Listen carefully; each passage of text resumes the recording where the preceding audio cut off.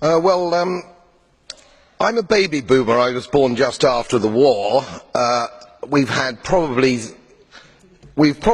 had the longest period of peace and prosperity globally, I would say, from that time.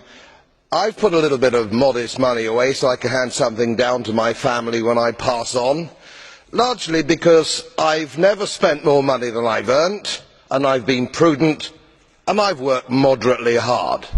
Now, it always seems to me as a complete surprise to politicians how countries get in debt. Let me explain, because I don't think you really understand it.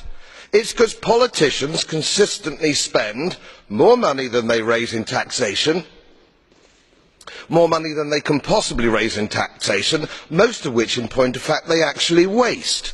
The reason we're talking about countries which are broke, and they are broke, is because their ridiculous, ineffective, ignorant politicians consistently spend more money than they can raise, and then they borrow, and worse, they then print money because politicians and their central banks have a machine which prints money.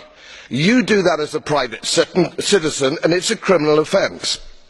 You would go to prison for doing that, and politicians and their central banks do it all the time.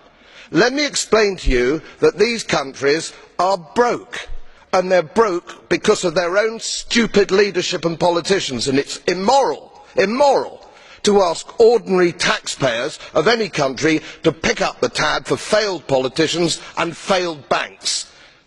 They are defaulted, they're broke. For God's sake, let's all of us admit it.